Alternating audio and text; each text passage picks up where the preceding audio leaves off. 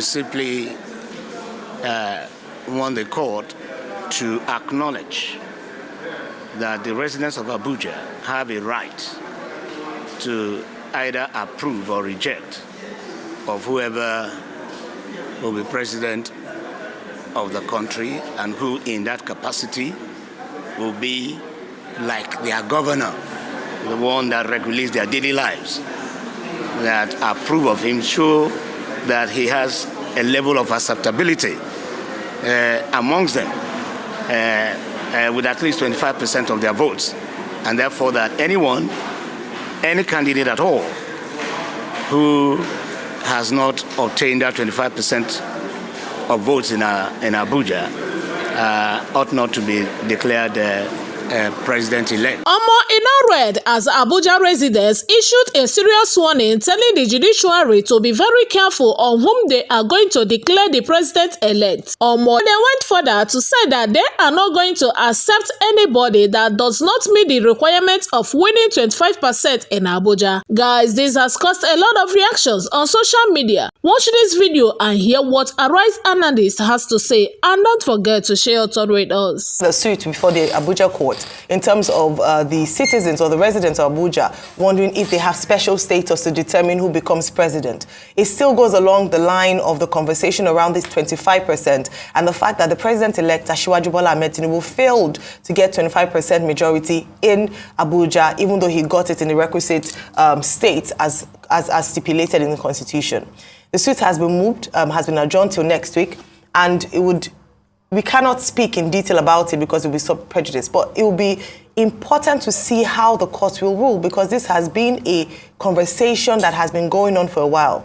Does Abuja, as a federal capital territory, have special status? The arguments are valid. They don't have a direct governor. They didn't vote for a governor. So whoever is president ought to, in effect, manage that particular city. So next week we get to find out what the outcome would be, and of course, consequently, if inauguration 2023 will go ahead on 29th of May 2023. Dr. Batu? The matter, the five persons of Abuja, Federal Capital Territory residents, are taken before the Federal High Court, the Court of Justice Inyang Ekwa, which has now been adjourned till May 18. Well, we cannot comment on the details because that will be subjudicial. However, the thing to note is that the court says that on May 18, the first thing to determine is whether or not the persons who have filed a matter, whether they have local standing to do so. The prayers they are asking for, they are saying that the inauguration on May 29 should not take place because it is important that 25% must be scored by whoever is declared president. Well, persons who push that argument, and those five residents of the Federal Capital Territory, are not alone. They rely on Buhari versus Obasanjo. I think that's the case in which, that matter was majorly addressed. But there have been other subsequent decisions with provisos that have been offered. I don't want to go into the details. And, where there is a conflict in terms of interpretation, what the court will do will be to look for what is most reasonable and equity, and ensure thereby justice. It's called the contra-preferential rule in the canons of interpretation.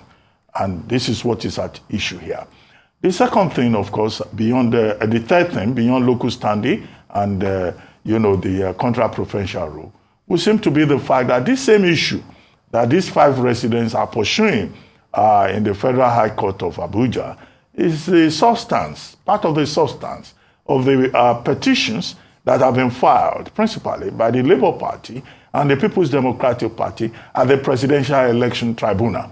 So can the same matter be had, a matter that is before tribunal, also be had at the Federal High Court level? So that again raises the question of jurisdiction.